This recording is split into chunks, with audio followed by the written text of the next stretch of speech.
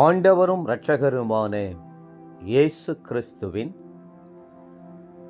ஈடு இணையற்ற நாமத்தில் அன்றன்றுள்ள அப்பம் வாசகர்களுக்கு எங்கள் அன்பின் வாழ்த்துக்கள்.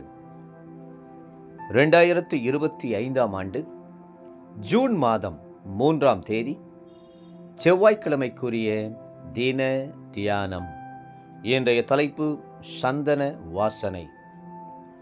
என்னாகமம் 24:6 சொல்லுகிறது, அவைகள் பரவி போகிற ஆறுகளைப் போலவும் நதியோரத்தில் உள்ள தோட்டங்களைப் போலவும் கர்த்தர் நாட்டின சந்தன மரங்களைப் போலவும் தண்ணீர் அருகே உள்ள கேதுரு விருட்சங்களைப் போலவும் இருக்கிறது. மலையின் உச்சியிலிருந்து இஸ்ரவேல் ஜனங்களை பார்த்த பிலேயாம் அவர்களை கர்த்தர் நாட்டின சந்தன மரங்களாக கண்டார்.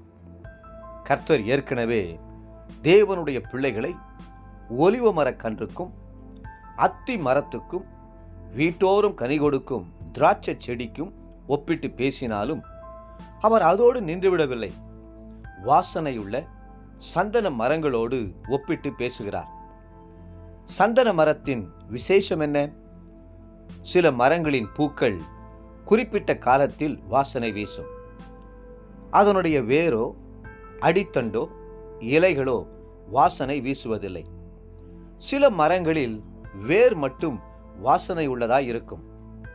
ஆனால் சந்தன மரத்திலோ அதனுடைய வேர், அடிமரம், கிளை, இலை, பூக்கள் என எல்லாமே நறுமணம் வாய்ந்தவையாய் இருக்கும்.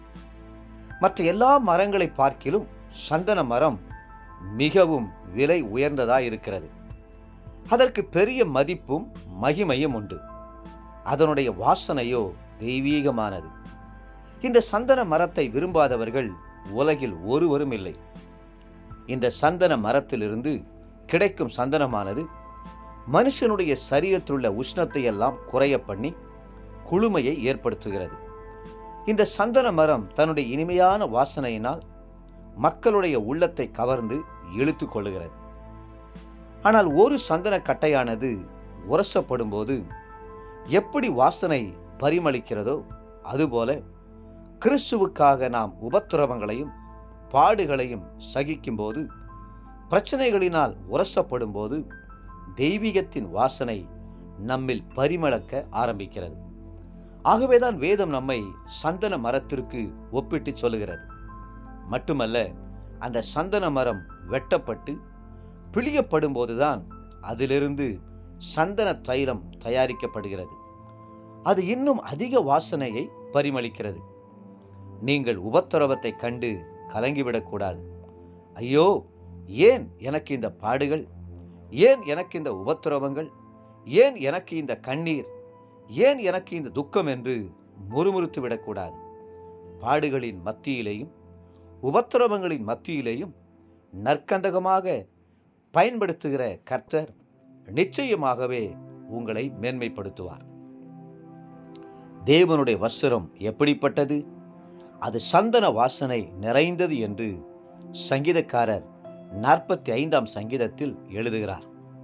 ஆம், கல்வாரி சிலுவையில் அவர் உச்சன் தலைமுதல் உள்ளங்கால்வரை அடிக்கப்பட்டு நொறுக்கப்பட்ட போது சந்தனம் போல தெய்வீக மனம் வீசினாரே. தேவப்பிள்ளைகளே, அவருடைய அன்பையும் முன் மாதிரியையும் தியானித்து அவருக்காக நறுமணம் வீசுவீர்களா? இன்றைய நினைவிற்கு எபேசியர் 5:2 கிறிஸ்து நமக்காக தம்மை தேவனுக்கு சுகந்த வாசனையான காணிக்கையாகவும் பலியாகவும் ஒப்புக்கொடுத்து நம்மில் அன்பு கூர்ந்தது போல நீங்களும் அன்பிலே நடந்து கொள்ளுங்கள்.